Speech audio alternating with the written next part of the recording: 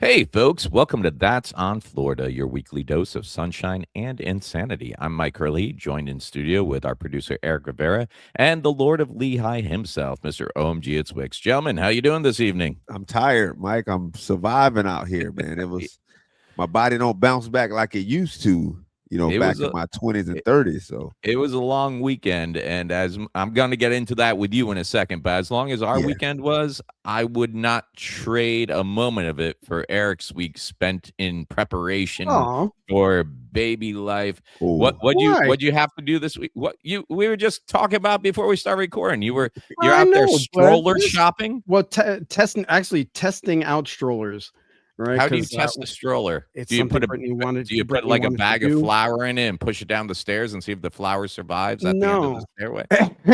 What see if happened the was is that airbags go off for this.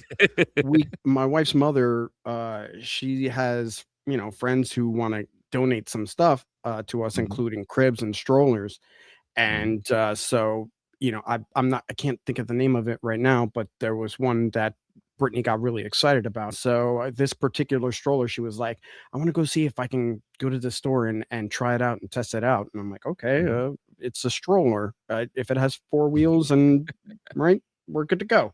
But I was obviously outnumbered in that department and lost. So yes, I had to test out some strollers. Did you say there's some super expensive strollers out there with some premium upgrades?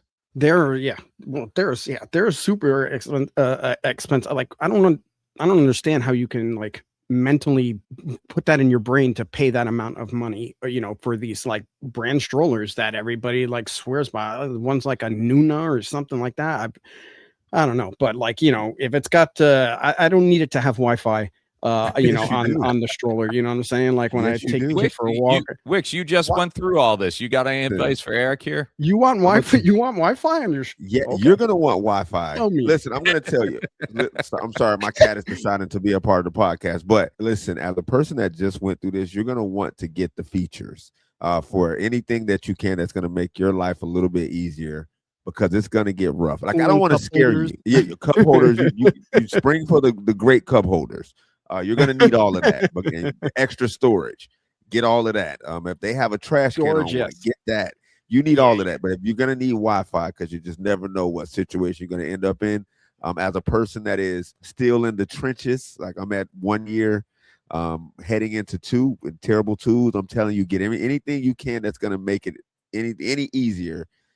Just okay. spring for it. Trust me. See, you guys Oh, are already look at much this. better fathers than I ever was because I never even got a stroller for either of them. I just said, if you want to come where I'm going, you learn to walk. They were walking from 3 weeks old, man.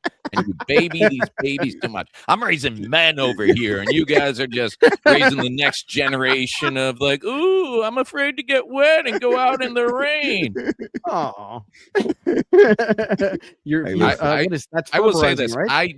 I don't think you need Wi-Fi for your stroller, but there were several times that I thought about low jacking my baby.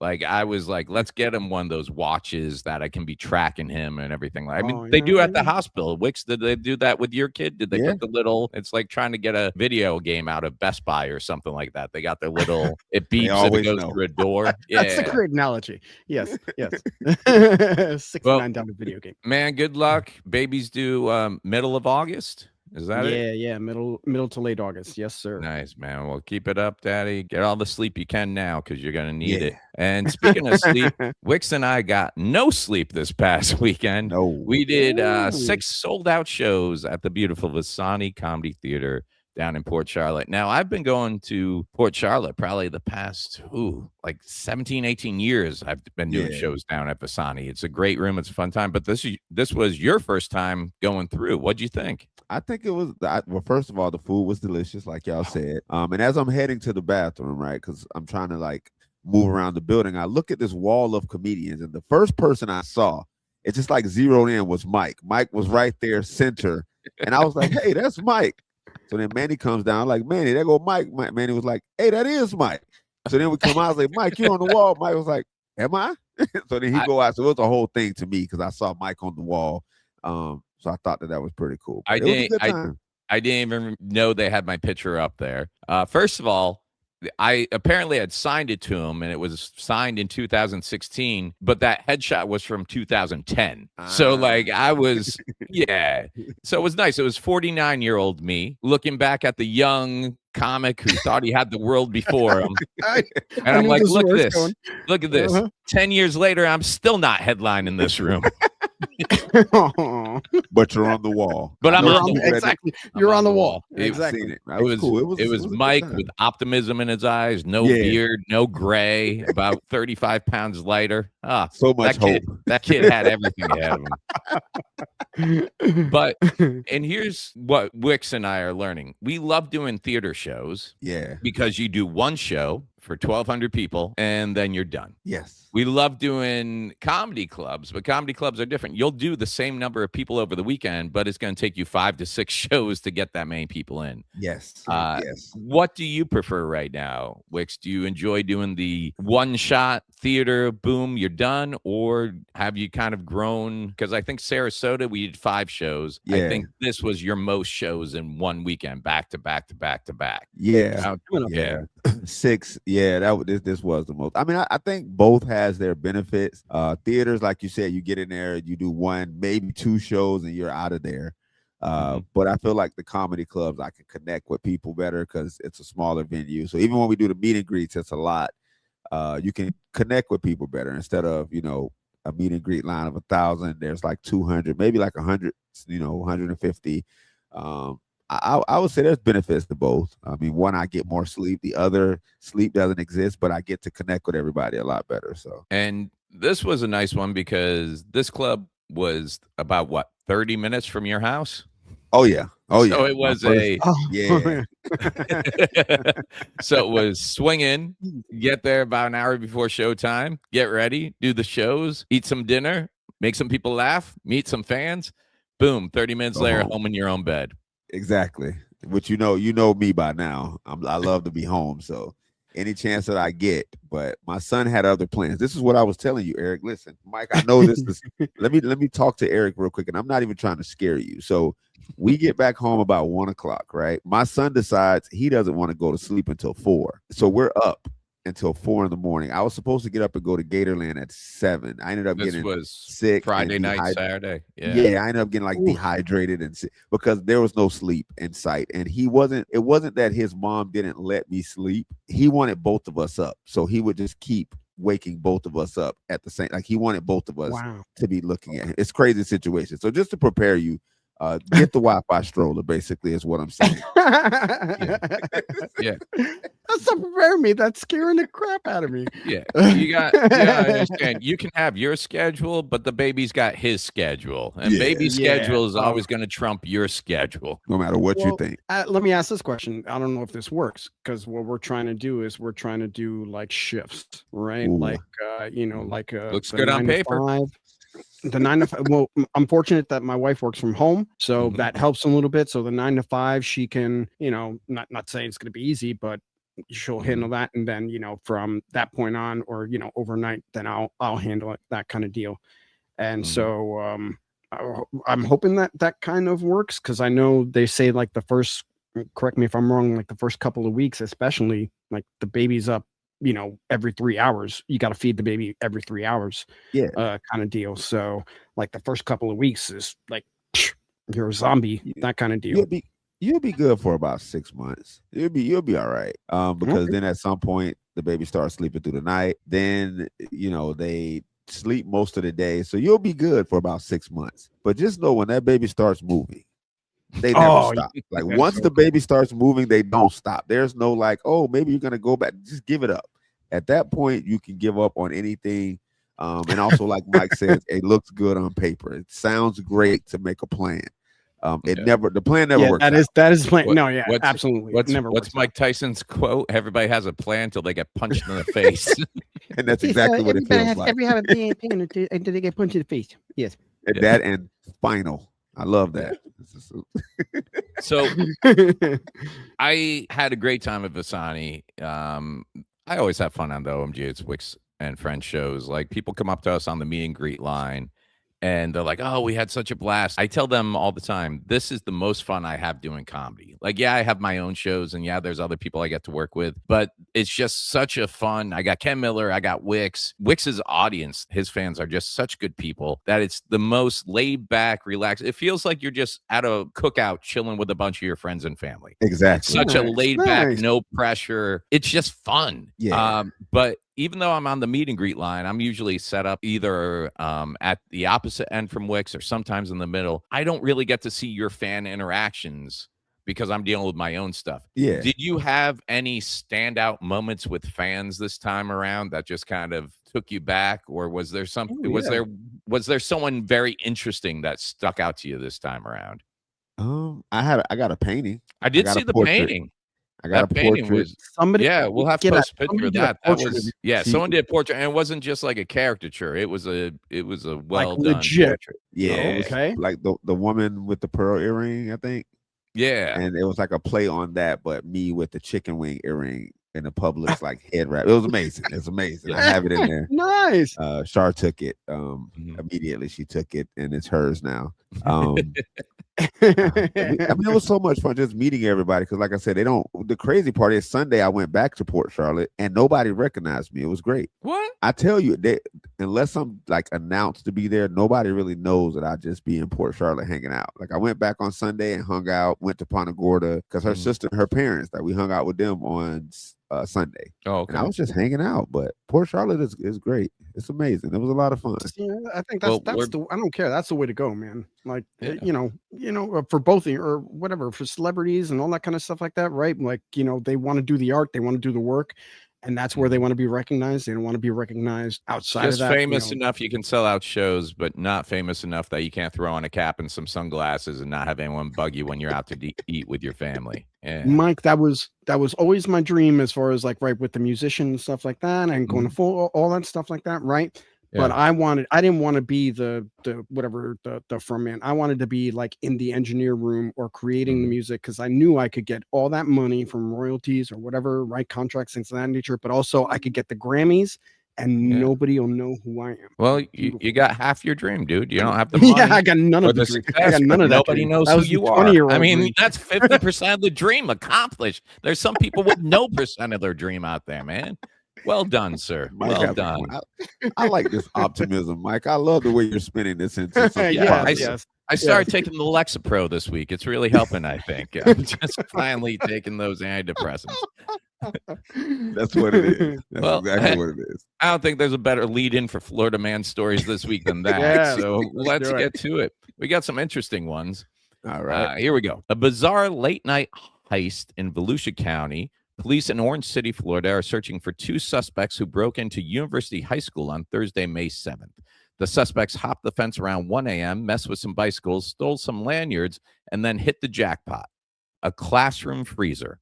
They cleared it out, escaping with some ice cream and, get this, about 100 hot dogs.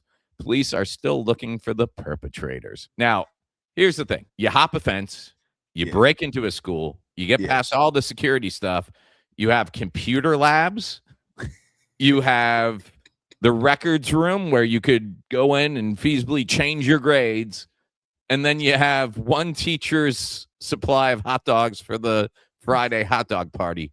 What are you going for? It just got to be the hot dogs. Gotta be the hot dogs. What I'm saying is that the hot dogs are currency. It's like 6-7, right? All that kind of stuff, right? That's what the hot dogs are now, right? It's like, all right, we're collecting hot dogs. Exactly. So forget all of the tech, because they have the tech in the room now, because everybody has Chromebooks and the computers and all of that stuff. Forget all of that. Go get the ice cream and hot dogs, because that's what's important. And my question is, where are they storing this ice cream and hot dogs? Like, what's going on? 100 hot dogs? That's what I'm thinking. Like, you start looking for these suspects close by. Because if you steal ice cream, you're not driving 2 hours away with that. It's you got some system backed up. You know where you're putting that ice cream as soon as you take it. But 100 hot dogs. I figured it out. I know. I come up with these scenarios to try to explain why this happened. Okay. I feel like this is the one. So let's say they had a cookout, right? Mm-hmm. The person that was supposed to bring the cookout, the hot dogs and the ice cream, they had beef with the person that was throwing the cookout, right? So now they're no longer bringing the hot dogs and the ice cream. Now you have to beg this person, but your ego is too high. So you're like, I'm not gonna beg you. What I'm gonna do is break into the school over here, and I know they got ice cream and hot dogs because I know that they was planning on having a hot dog party. So they break into the school, take the ice cream and hot dogs. Now they have a successful cookout without mending that relationship with their friend. That's what I'm going with. Yeah, the police estimate the loss at $60. At $60. So I'm kind of just like, did we really have to go all Mission Impossible for $60 worth of hot dog? You're not including. You're not including the markup, right? You're not including the markup if they resell, right? That kind of deal. What I think is like, and I think it's like pretty brazen. You know the street value of hot dogs, hey, Eric? Man, I know New York City. I know New York City parts, my friend. And this I'm is sorry, Florida. but no, I'm just saying they make money. They make money. This is a school hot dog. What I'm saying is that it would be brazen exactly like the next day, right in front of the school, there was like a makeshift hot dog and ice cream stand, and these kids were selling it right back to the teachers, like for double the price. That's a good idea. My dad actually told me once if I ever got lost in New York City, I could find my way back to Rockefeller Center by the price of hot dogs at hot dog carts. He's like, if it's $5.50, you go another 2 blocks, you're at Rockefeller Center. If it's 50 cents, run. That is true about Get out New of York there. City, or is what he's talking about, Wicks, is there's like like when you get Fifth Avenue is like one of the main avenues, it has a lot of Louis Vuitton, all that kind of stuff like that. Rockefeller Center's in that area with Radio City, and it's true. It's kind of like when you go from like lower Manhattan into that area, going from what would be the cheap part of Manhattan to the expensive part of Manhattan. I'm going to take another angle on this, Wicks. I like your story. Eric thought of maybe someone's looking to, do some markups on this. I'm going to say, since this was obviously for a school party, and you got ice cream, which is dairy, and then you have hot dogs, which is every other part of every animal ever. I'm going to say there were 2 vegan kids in this class, and they were like, hey, could you respect our wishes, and could we have soy for this classroom party?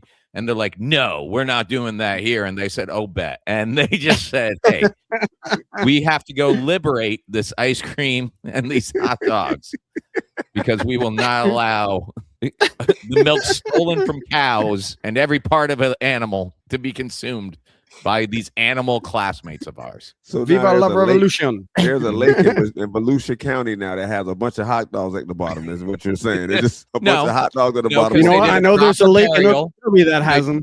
So they did a proper burial. They didn't just throw them in a lake. They went to a proper animal pet cemetery, and now we're gonna have zombie hot dogs roaming. Roaming there soon enough. I'm seeing a children's book out of this, Mike. The zombie hot dogs. Nice. Here's one. Hey, I've always been a bit of a geek. My kids are both into Pokemon. Wicks, you ever get into the Pokemon thing or not so much? Yeah. Really? Yeah. Eric, I don't remember you gang. Were you a Pokemon guy? I don't remember that. No, but I used to sell a crap ton of them at Blockbuster Video. Oh, okay. Well, here you go. One man took Gotta Catch 'em All way too literally. On May 21st, police in Lake Park arrested a guy who desperately wanted to get his hands on some rare Pokemon cards. After failing to smash a hobby shop's hurricane-proof window with a rock, he didn't give up. He just leveled up. He grabbed a battery-powered chainsaw, sawed a hole right through the glass, and cleared out $12,000 worth of cards. He didn't get far, though. He left a trail of DNA on the window, and police tracked him down just days later. I got a question. I'm not even going to try to make sense out of this one. Where did he get the chainsaw? Like, you don't just have a chainsaw laying around. Like, okay, if you went to the rock first, chances are you didn't like where did you get the chainsaw from? Like, there's a lot of things you could have used in between. There's a bat, there's a, a stop sign. I'm pretty sure somebody knocked one over. Sure. There's so many different things that you could have used. Where did he get the chainsaw? He's got the tools of a master criminal, but he just started out with brick. Yeah. Like walking like, huh. I just use the rock first and see what happens. At the end of the day, if you're going to break into a store, the charges are going to be the same once you break that window, whether it's a hobby shop or it's a jewelry store. So if I'm going to take the risk, what am I going for? Am I going for the Pokemon cards with a total of 12,000, or am I going for the jewelry store and taking $500,000? Because you got a felony either way. Yeah. You got a And not felony only either that, way. You got a I phone think either it's a way. lot easier to resell the jewelry because once Pokemon, I mean, collector community is a small community. It's a big community, yeah. but it's a small community. I mean, they're going to track you down. They're going to wonder where you got all these. So many of these criminal videos I watch, bad criminal videos on TikTok and Instagram, people get stuff stolen and they go check Facebook Marketplace in their own area Yeah. and get their own stuff back all the time. Yeah. Yeah. That is true. That is very true. Like, That's the I easiest way to get imagine your just stuff. last month, someone opened up Facebook Marketplace and there was a dude with like, I got 100 hot dogs, all or nothing, not willing to break up the set. And ice cream, just in case. And ice cream, but hurry because it's melting. I'm looking at it from the mover, right? Like, Yeah. you're coming to me with like 12 grand of Pokemon cards or 12 grand of jewelry to fence, and it's like, which one's going to be easier? And exactly that. It's like, what? No, I'll fence this jewelry. These Pokemon cards are tagged, and they'll find out real super quick. That is true. Yeah. They don't play Yeah. the Pokemon. Listen, I've seen brawls happen out. Like there was a guy, he was yelling at a kid because he was trying to get Pokemon cards, and the kid was in front of him, and he was trying to like tussle with a kid. Now I know what you're probably thinking, kid. You're probably thinking I'm saying like 16, 15. No, this was like a 9-year-old kid, and this guy's having a verbal argument. He's having an argument with a 9-year-old about Pokemon cards. I'm like, this is some crazy stuff. Like I like Pokemon, grew up on Pokemon. I'm not arguing with no 9-year-old over some Pokemon cards. And just in case you're thinking of stealing anything at these card conventions or these meetups or anything, so many videos I see on Instagram, TikTok, all these vendors have cameras now. You don't Yeah. realize that. Yeah. Yeah. There are so many videos out there of people just busting people, and they all do the same move. They walk over with their own binder of cards. They set the binder down on the table, and then they think they're a genius because they set it down on something they want to buy. So when they pick up their binder, they just take it away with them. Guess what? They got you, man. And now you're going to jail. They're going to get 2 million views on that video. They're making money off the content you provided. Just don't steal stuff, man. Just knock it off. Now, that being said, did you ever growing up have like a perfect heist in your mind? Like, did you ever have a thought of if you were going to do a crime, how would you do it? I'll give you an example. If I have to walk into a bank and wait more than 1 minute online, I'm counting cameras. I'm like looking around going, oh, okay. All right. But I think that's a dead spot over there. If I walked over there, I could get it. But I was working for a restaurant, and the money guys, the security people would come in like once a week, like clockwork every time, and walk out. And like I'm sitting there bussing tables going, all I need is a taser and a ski mask. I know.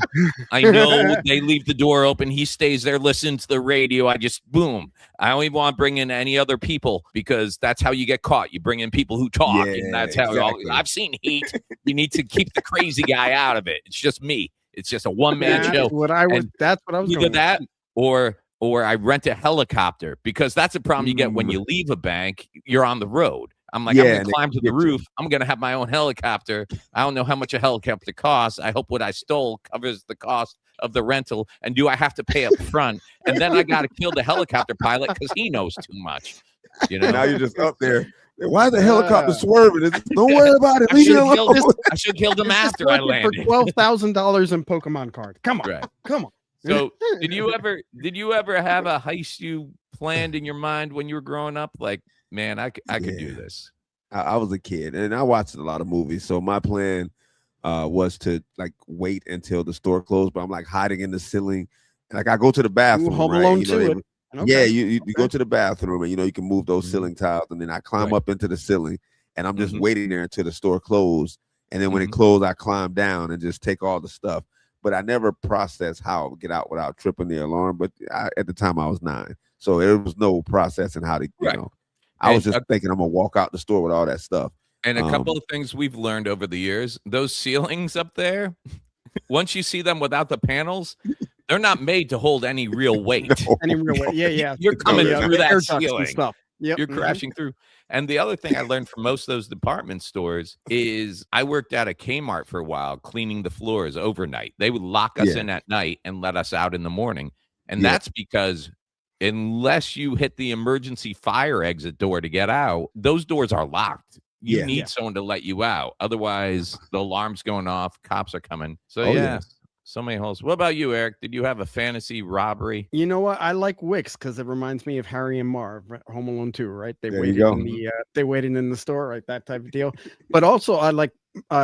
I feel like Mike's. Yours is that's the what should be the easiest one, right? Is the truck, right? The Brinks truck backing up, one guard. That's all you got to worry about. You know the times, the stuff like that. But yet in every movie, something goes wrong, like Heat or whatever. You know what I mean? Like with the most simplest of the extractions. But yeah, I'm with you. I would that Brinks truck. I would get the timing. I would create a diversion. You know what I'm saying? Like have a car blow up in the background or something like that, and they go check it out. And got it. You know that's how I would.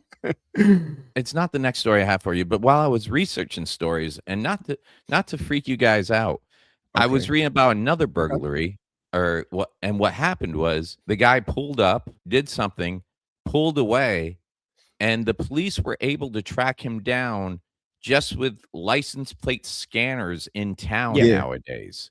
Yeah. Like I knew we had red light cameras. I knew we had license plate readers on like police cars. I didn't know there's cameras out there that are just all the time taking pictures of your license plate. 24/7. And they just, can I be the first to say, I'm not even a criminal, but that's not fair. Like that's like you want to level the playing field. No, I don't like the idea of that much like they can already track your phone. I agree. And now they can just, and here's my big problem with it. Not everybody that has access to that is a good person. Yeah. Years ago, I went on a date with this girl and she told me she knew I was good because she had a friend who was a police officer and they had pulled up my record. They knew I wasn't married. They knew my address. And she's like, please don't say anything. He'll get in trouble. And I was like, as well, he should. I'm like, you shouldn't be accessing. Like, if I do something wrong, fine, pull my record.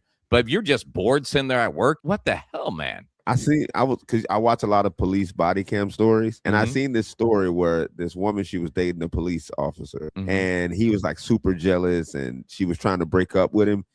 And what he would do is he rolled past her house and seen, I guess, a truck out, and he would like run the license plate. I guess he ran the license plate, found out where the guy stayed, and I guess once the guy left, he went to the guy's house and kept like busting out his windows and stuff. It was like a crazy situation, but he used his police system to find out all the information about this guy, and he kept just like torturing him until he eventually got drunk one night, went to his ex's house and admitted to everything. She recorded it secretly, and he went down. But some of these days, look, we can get seriously meta, but we don't have the time on this podcast. But with data centers, everything's data, and the people who have access to it, right? Whether it's government or law enforcement or private, stuff like that, access to data that you unknowingly give, even by just Facebook posting, that's geotagging and things of that nature, right? Like all that stuff that you kind of like hear on conspiracy theories thing. But that's where we're at, which is exactly why everything recorded. You will be on video. Cops will find you a lot faster nowadays because of it, and it's scary out there. Well, that brings us to our final story of the week. Bizarre heist out of Lake City, Florida. Lake City keeps popping up a lot, and actually, we're going to be in Lake City. We're going to be. I can't wait. Levy Theater. Levy Theater. We're going. Back on December 23rd, police responded to an armed robbery at BJ's Meat Market. Employees say a guy walked into the store completely nude, wearing absolutely nothing except a mask over his face. He claimed to have a weapon, grabbed over $1,000 from a cash box, and bolted into the night. He didn't make it far, though. Officers immediately flooded the neighborhood, set up a perimeter, and caught him just minutes later. He is now facing multiple felony charges, including armed robbery and indecent exposure. Okay, I got a question. You got this one? Wait. If he says he has a weapon, but he's where's the weapon? Where is the weapon? Like if he had something, you know what I'm saying? Like you walk in, right, and I can see everything, obviously, except for your face. Right. And you say I got a weapon, I'm gonna be like, where? You know what I'm saying? Like, you don't have anything on.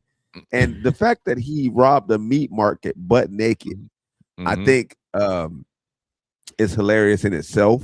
Mhm. I can't wait to go to Lake City. That's where I'm at because I'm gonna have to pull up to this place and just have to see this for myself. I BJ's have Meat no Market. reason.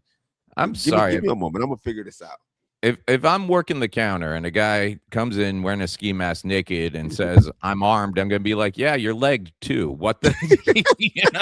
I can see everything. So do you know I can If see you have you? a concealed weapon, it is the most concealed weapon anyone has ever concealed. I got it, Mike. Yeah. Check this out. Maybe he thought he was invisible, but if he put on clothes, they would be able to see him. Like Mystery Men, the guy who could only turn invisible if he was completely naked and nobody was looking at him. So maybe someone did a prank on him and made him believe that he was invisible. And he was like, if I'm invisible, I'm going to steal $1,000 out of the meat market. So and that, his friends were like, "You're invisible. We can't see you." And he was like, "Uh-oh, here's my time." Ran in there. They was like, "We see you." He's like, "I got a weapon." They don't know because he's invisible. You know what I'm saying? They don't know if he has a weapon because he's obviously invisible. Takes the money, runs out. Only problem is he probably wasn't invisible. But that's what I'm going with. He was invisible in his mind. I'll take it one further. I think what happened is he was invited to a cookout. And he was told he needed to bring the meat. And he's like, "I got this." So he didn't have no money. So what he did is he thought, hey, everybody likes Pokemon cards, right? So he decided he was going to go steal some Pokemon cards. But the cops caught his partner who stole the Pokemon cards with him, and they caught his partner because his partner's fingerprints were all over the portable chainsaw, right? So then he remembers, hey, my school was going to do a hot dog party this Friday. Let me swing over there and grab like 100 hot dogs.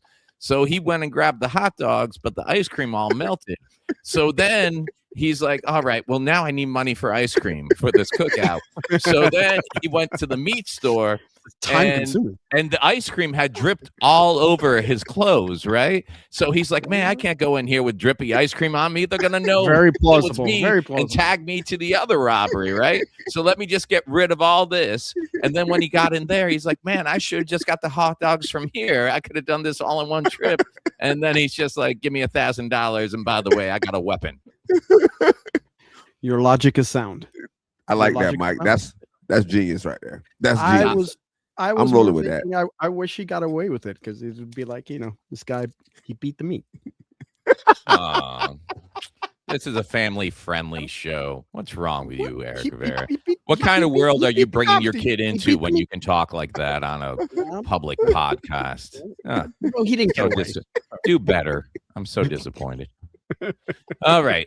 Well, you know what? Erick doesn't know any better, and a lot of you guys out there don't know any better. But that's why we got Wicks to walk us through what we should and should not be doing as Floridians. So that brings us to this week's PSA with OMG. It's Wicks. Wicks, what are you going to learn us about today? Listen, we are in the first day of hurricane season. Now, y'all going to see this on the second day of hurricane season, but we are recording this on the first day of hurricane season. Now, I got my shutters up already. Yep. Listen, I'm going to talk to y'all. When you see a rain with a name announced, and people's like, what is a rain with a name? A rain with a name is a regular afternoon thunderstorm with a name, most likely a tropical storm. If you see that comes by and you decide to go buy up all the gas, you buying up all the water, you got Visani off the shelf, and that's when you took it too far. Because then now Walmart think that they can make hurricane cakes. We didn't ask for that. We don't want the Visani. We still wonder how they stay open because nobody drinks it. We don't like water gun juice. Don't buy up all the water and the gas for a rain with a name. Find your nearest Floridian, and you'll know exactly what to do at that point. They will guide you into the proper way to do the hurricane. And also stop getting our hurricane cakes taken away. That's what I got. That's what I got. I like it. I like it. I like it too. Well, question though, like, doesn't it feel, it's especially when I lived in Florida, we had, you had hurricane parties and things of that nature. I always felt right, exactly that. Like, all right, whatever, it got named, but let's see where it's at. Category 1, category 2, I'm going to a party. We're gonna give it some time. Category 3, then it's time to hunker down. Yeah, exactly, that kind of deal. You get to that 5, and now you're like, uh-oh. It'd be interesting to see the people who go through the hurricane the first time as compared to the people who exactly have been like seasoned, and they'd be like, what? You're going to get water right now? Yeah, like, you got another 5 days. Yeah, you're good. I'll get it. Yeah. That's like the when I think Milton was announced. There was this newscaster. I don't think he was from Florida, but He was a weatherman from Miami, I believe, and he was on TV like crying, like this is the worst hurricane we've ever seen. And I'm like, sir, I've been through Andrew, Charlie, and Ian. I will be fine. Like, trust me, I've dealt with some crazy. And then it ended up like dropping down to like a strong 2, maybe 3. And I'm like, see, this is why you can't listen to a lot of them, because they're just gonna try to scare you. And I'm like, I'm not. It's hard to scare me. It's hard. At what level hurricane do you actually start going, oh, maybe I should stock up on some stuff? Or are you already stocked up and you're still good to go from last year? Well, I start buying my water meat like right at the beginning. I'll start like getting extra. If I go get a case, I'll go get an extra case just in case. I don't even drink, but a hurricane party, you gotta, if you're gonna do it right. But I'll start getting stuff ahead of time. That way, when it does happen, and I'll start keeping the gas tanks. I'll start keeping the cars more full rather than me riding on hope. I'll start like actually getting it full more often. And maybe we'll see less of the gas hoarding since prices are up like $4.50 a gallon right now. But also, if I could ask a personal favor from you people, not everything is suitable to become a gas container during an emergency. All right. I don't want to see you out here with your kiddie pool and your pickup truck, just putting all the unleaded in the back going, oh, I'm only going back to the house. It's going to be fine. All right. It needs to be like a certified sealed type made for handling gas container. Stop bringing out your water jugs from Publix and just filling them up. I've seen worse. And I think that's the question we should have is what is the craziest thing you've seen used as a gas container? Plastic bags. I saw one dude using a plastic bag. That's oh wow, that's crazy.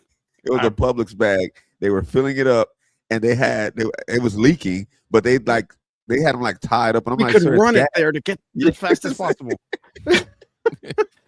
That was the craziest thing I've seen. Yeah, same dude who sold ice cream just did not think this through.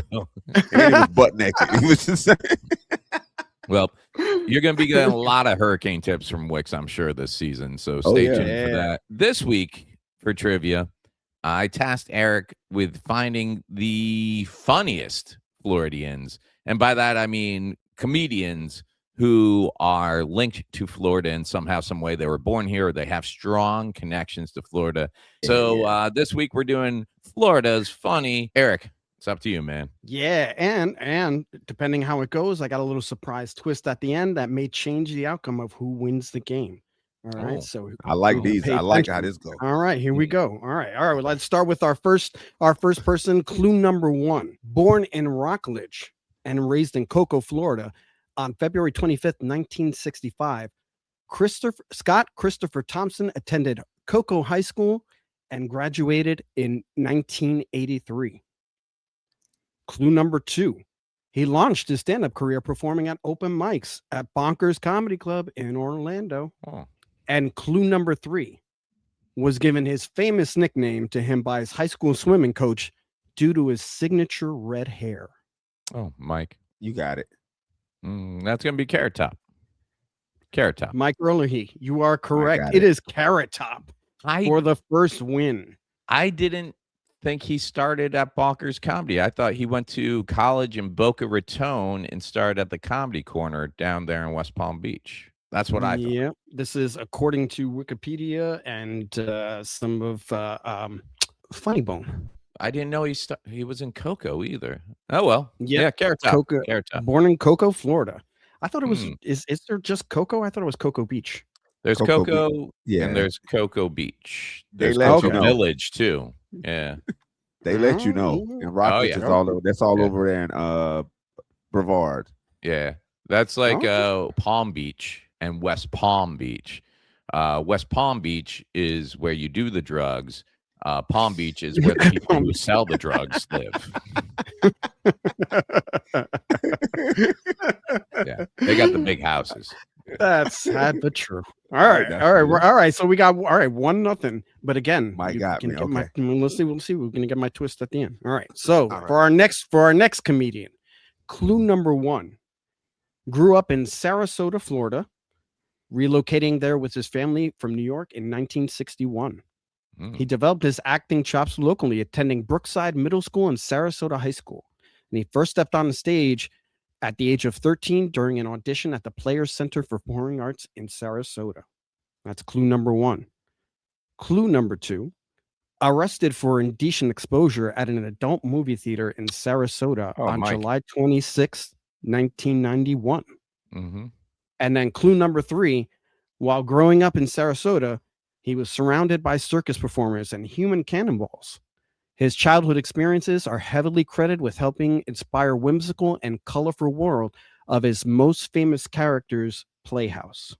Mm-hmm. Okay, so I don't know, but I just want to point out how when you said he was arrested for indecent, Mike was like, Mike, that's the one. that was the hint. That Mike scans the pages. He knows that's what he scans for. I remember when that happened. Yeah. All right. It's going to be. Well, wait. Let's see. You're not. No, I don't have anything. Okay. All right. Go ahead, Mike.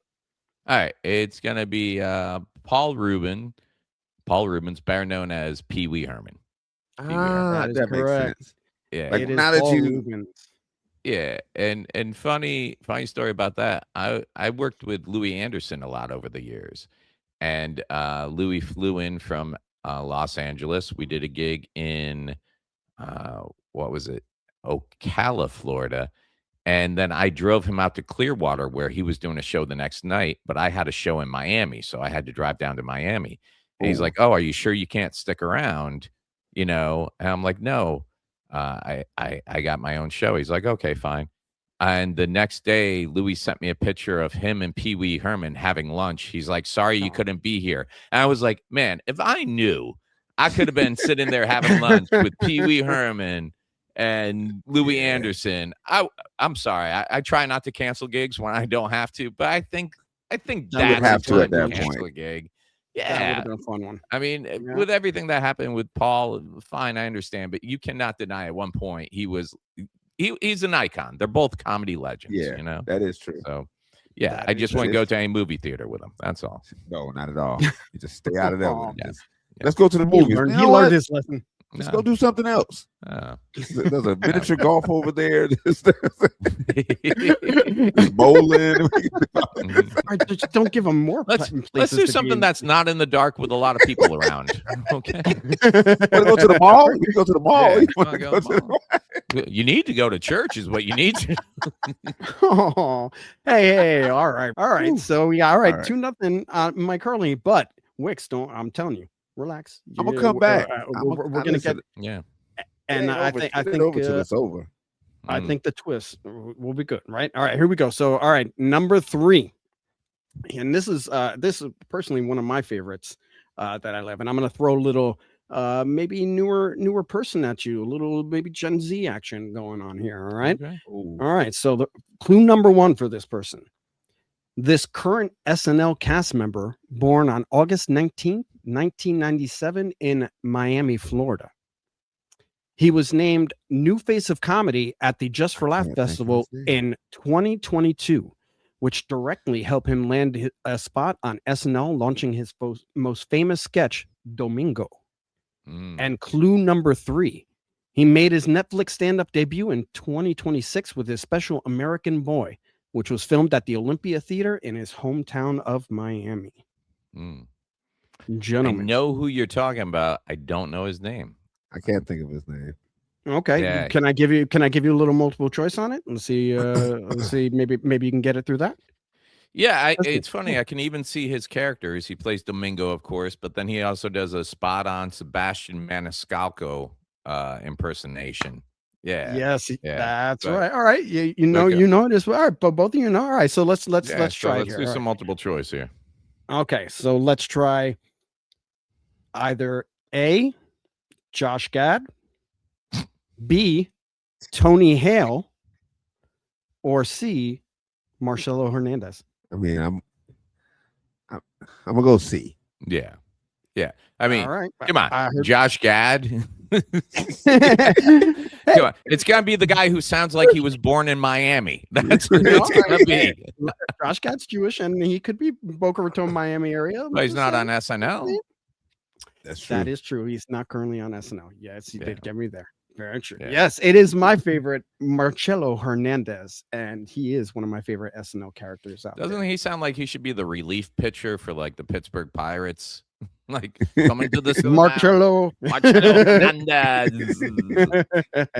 They, I knew the person, I it's, just think of the name. Like the name was not coming to me.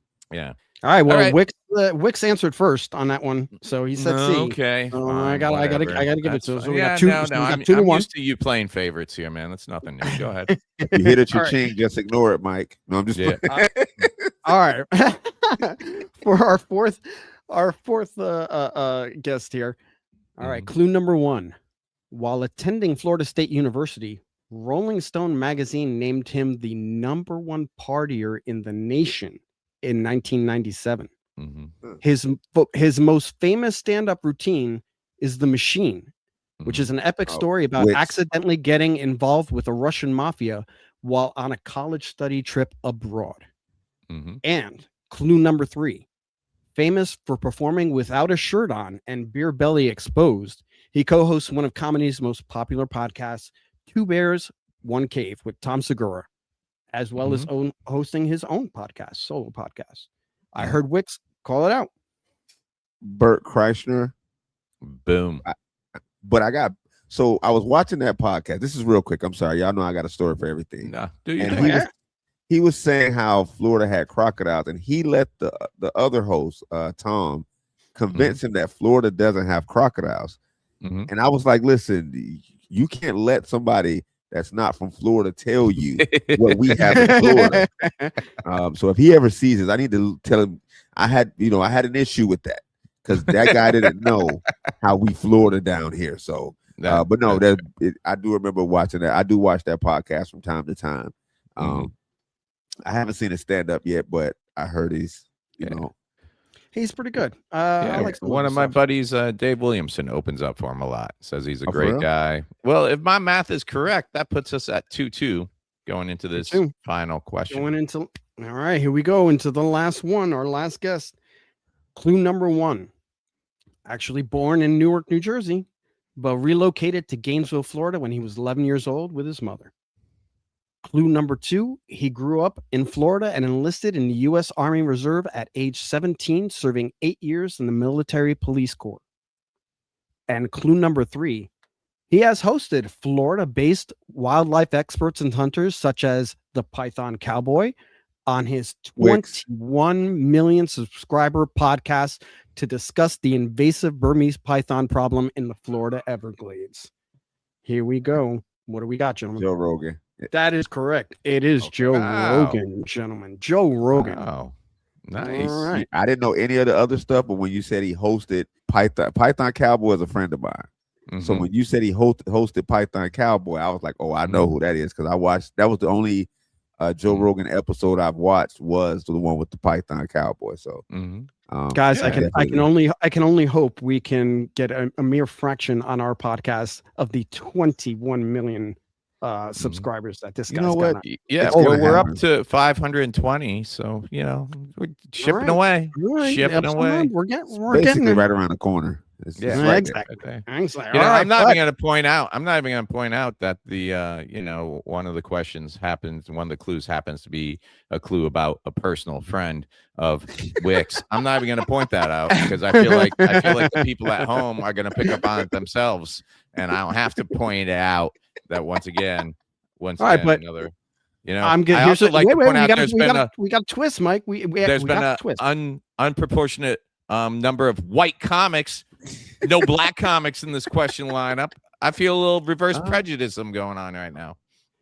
Okay, I don't know what you want me to tell you there, Hurley. Of course, because you're blind to it, Eric. You don't see the systematic oppression going on. I'm not the one choosing it seems like you are the one choosing the question. No, what I mean is that these are the people that came up the most famous, right? Yeah. But I still have my twist question, and it's for Wicks. All right, because he gets a bonus question too. He does get a bonus question. He gets a bonus question. He won. Why does he get a bonus question? He won, but we're gonna like it's the raising the stakes. All right, it's like one or done here. Wicks. So he can beat me by more. That's right. And you can't say anything. Clue number 1. All right, this comedian Originally a bartender who transitioned to the stage, he tours as a headliner and has been featured in the Bonkers Comedy Clubs as well as the Dry Bar Comedy Club. Clue number 2. Born in Connecticut and raised in Port St. Lucie, Florida, he was the winner of Mike Florida's Hurley. Funniest Comedian in 2023. And then Wait. clue number Yes. 3. He dropped out of Indian River Community College in 1999 Mike to ride the coattails of local musician Erick Rivera, but he realized he was better as a stand-up comedian than a musician. Yeah, right. You seem animate that it's Mike Hurley. It's Mike Hurley after the dropping out of Indian River Community College. Well, and I knew before, but all right. I know it's Mike Hurley. I've studied the Mike Hurley story, so I know what I know. Yeah, I know what I know. Yeah. It is the 2023 Florida's Funniest Comedian, Mr. Mike Hurley. That is correct. Oh, I already know. I'm sorry, Mike. You're right. He knows too many people, bro. On this game, he just had you beat. He had me beat. Congratulations. Well done, Wicks. Well the done. craziest thing is the last one is the most sure I've been about either one of them. Like the last one was like, oh, I know. Before you even finished, you got to the first couple. I'm like, I know this is Mike. Like I know all of this stuff. Well, good round, and I've been thoroughly beat. No, that was a good round, and well played, Wicks. Well done, Eric. Thanks for all the hard work putting that together. And I did not know Joe Rogan was that connected with Florida. I honestly didn't know that. That's interesting. All right, we have a little bit of time here. Just time to get to some of these Ask Wicks questions. In case you folks didn't know, at all the live shows, we do a Q&A at the end of the show. Sometimes we don't get enough time to finish answering all those questions at the show, so we like to bring them here to the podcast. Or feel free to always shoot us a question on our Facebook page. That's on Florida. So, Wicks, do you go to Buc-ee's? And if so, what do you buy there? And if so, what is the most amount of money you've ever spent at a Buc-ee's? A lot. Really? You're a Buc-ee's guy? Okay. No. I went once. So when we were in Orange Park, because it's on the East Coast and like more northern. I'm in Southwest Florida, so we don't have any of that around here. But when we were in Orange Park on our way back, Shar was like, "We have to stop at Buc-ee's," and I'm like, "All right, whatever, let's do it." I don't know what they're called. The little Buc-ee's. They're kind of like, I don't know what they're called. You mean like the little corn, like the little buck nuts, or what are they called? They're sweet. They're very sweet. They sell them in the bags up front. They're delicious. Okay. They taste great as cereal as well. That was my favorite thing. And then I got like a burrito. But Shar kind of went crazy in there because she was like, I don't know when I'm coming back to Buc-ee's. So she's like grabbing everything. So I ended up spending a lot of money in there. Luckily, we just did a show, so I had a little bit extra in Orange Park. But no, but it was okay. Like I now I have to take my kids back because they were like, "Oh, you went to Buc-ee's without us," and I'm like, "Okay, I'll take y'all." So, but it was okay to me. Is this the same Buc-ee's I see? I don't know why it's in my algorithm, but I see like truck stop.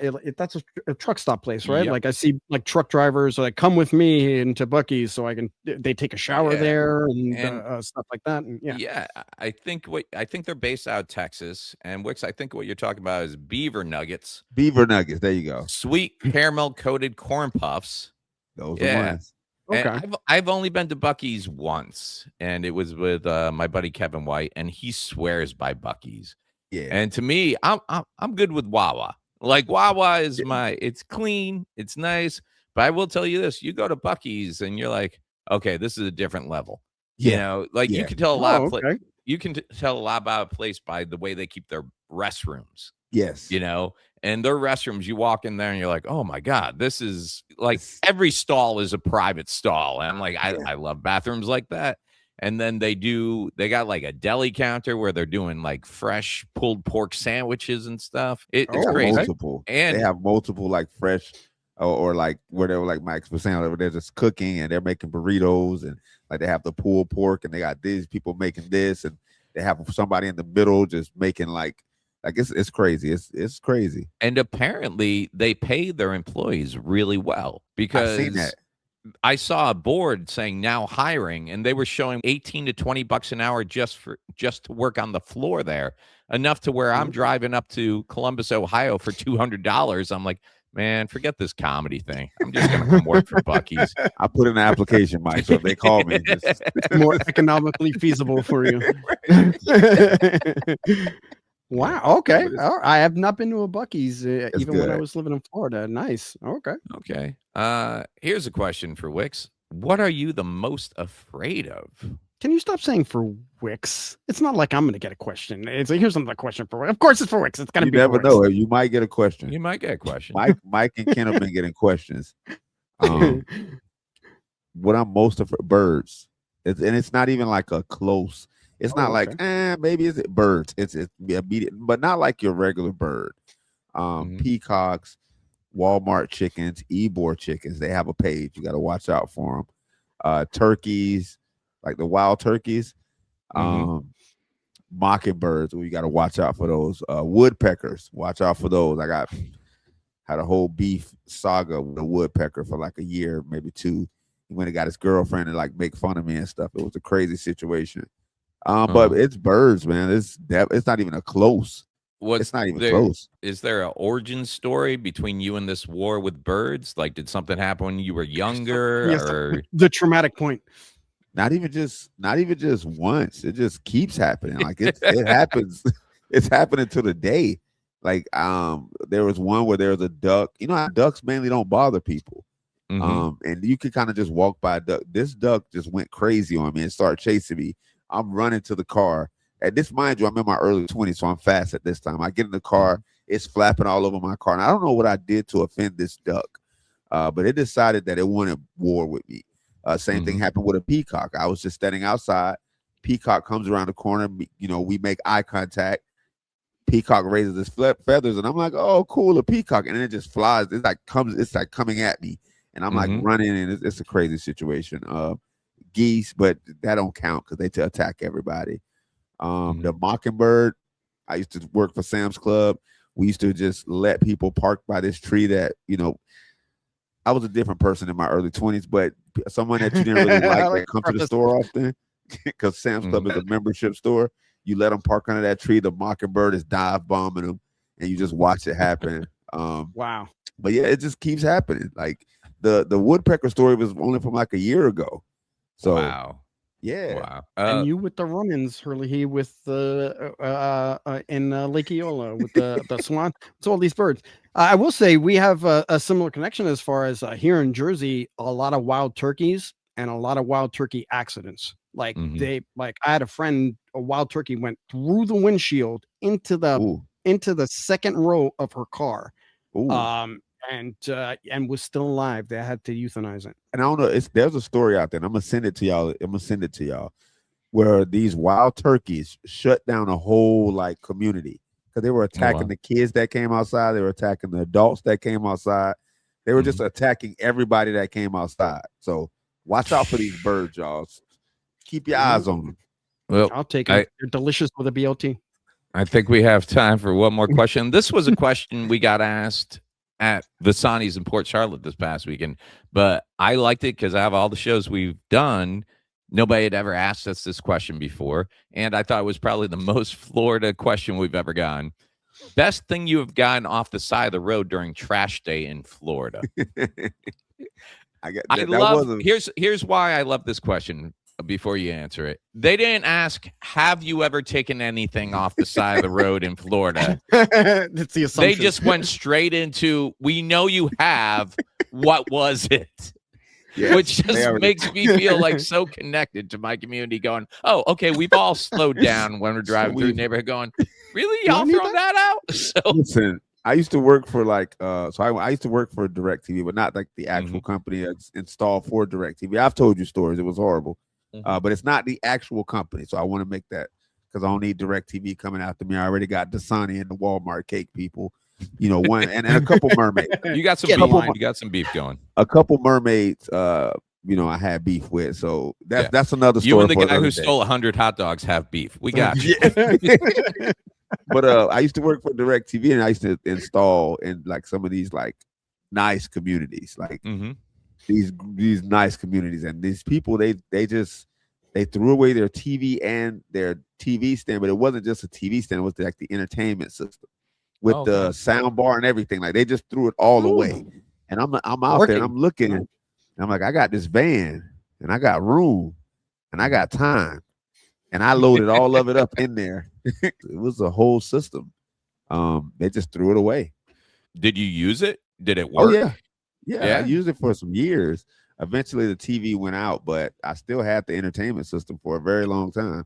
Like it was so nice. It was like I used to install in like $1 million communities, so they might use it for like a year or so, and it was just decide, okay, we're gonna redo everything. It was like that type of situation. So I mean, it was basically brand new. I have a guy that comes around my neighborhood every trash day, and he's got like a trailer, and you'll see him out there at like 6 or 7 in the morning, and he's just going around picking up stuff. I've seen him get in arguments with people who go out and say, "That's not for you, that's for the trash." I'm like, what do you care?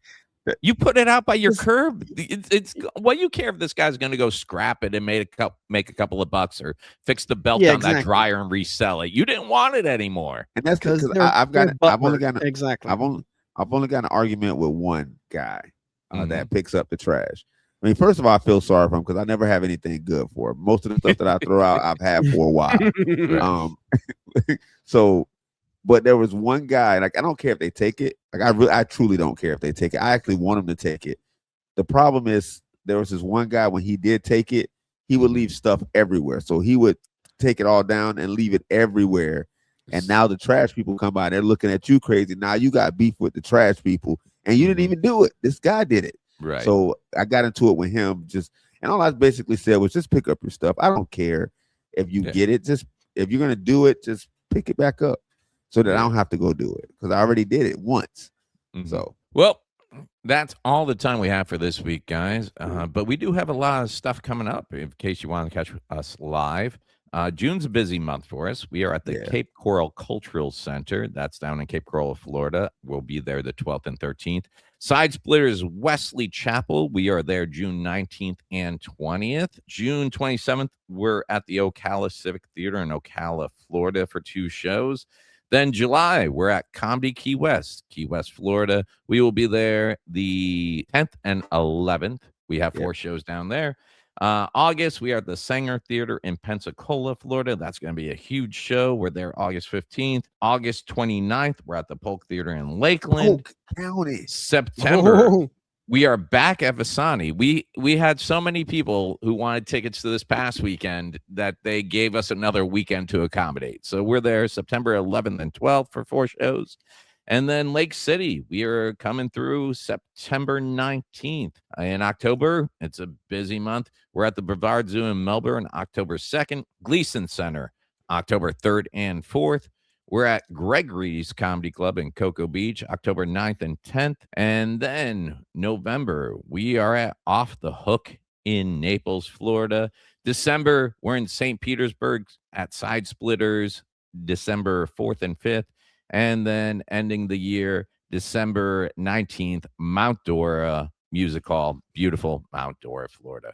So if you haven't got tickets yet and you want to see the live show, please come on out. Might be a little bit biased, but it's pretty darn good. That being said, on behalf of myself, I hear Visani has a good chicken parm going on. I had chicken parm 9 times this past weekend. Yep, I'll be working that off for the next month. On behalf of myself, Mike Hurley, our producer, Erick Rivera, and Mr. OMG, it's Wicks. Thanks for listening, folks, and we will talk to you next week.